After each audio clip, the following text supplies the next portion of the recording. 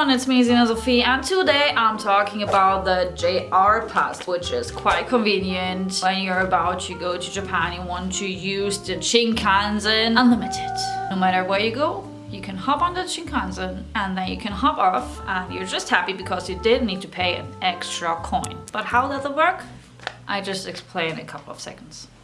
So basically the JR Pass you can use for buses, for regional trains, but also for the Shinkansen. Not for all of them, but there are just a few ones that you cannot use at all. Well, you could use them, but then you need to pay extra. JR Pass, it's so convenient because you can use it almost all over Japan. When you apply for it and when you got your ticket, you will also get a map with all the different lines that you can use and that you shouldn't use because then you need to pay extra, that are bringing you from one part of Japan to the other part of Japan, or to the north, south, west, east, wherever you want to go. You can do that with the JR ticket. So there are different prices depending on how long you would like to use the JR Pass. There's 7 days, there's 14 days, and there's 21 days. But hold on, if you're staying long in Japan as a tourist, because you can only apply for the JR Pass. I just figured that out while being in Japan, and I was still a resident, so I couldn't apply for the JR Pass, but my brothers did.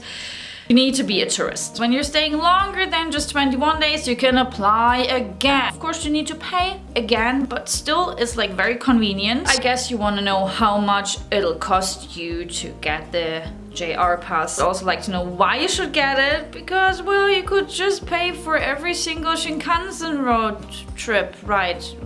Okay, I promised you to tell you all about the JR Pass in this episode, and I will. The good thing is, once you got the JR Pass, like I mentioned before, you don't need to pay extra. 7 days will cost around 200 euros, 14 days around like 300 something, and for 21 days you need to pay around 400 euros. Yeah, it sounds like a lot in the beginning, but just to give you a little hint how much it'll cost you, just like one way or return from Tokyo to Kyoto, which is just like distance of 2.5 hours by Shinkansen, you need to pay, like with return, around, I think it was 21,000 yen, which is already almost a 7-day JR Pass. Just get it because it's so convenient. It's just beyond convenient. Just love it. And the staff is really friendly. In case you're applying online, they answer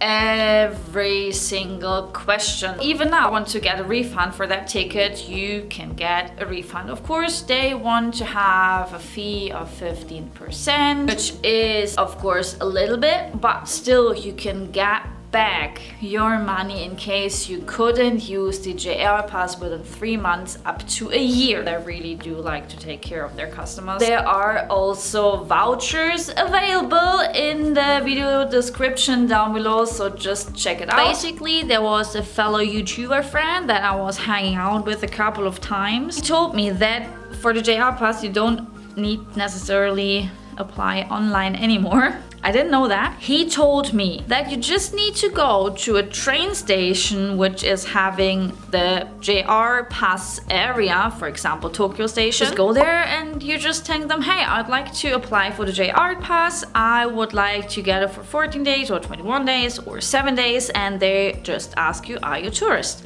And you're like, yes. They will ask you about your passport, because if you're on a working holiday or you're just returning to Japan and you're having actually a resident card or a Japanese passport, then you cannot apply for it, because they will check in your passport if you're having the appropriate stamp while you arrived in Japan. They will check. That's all for today. So now you know almost, or I think you do know everything except the different roads that you can take and use with your JR Pass. You can even use ferries, by the way.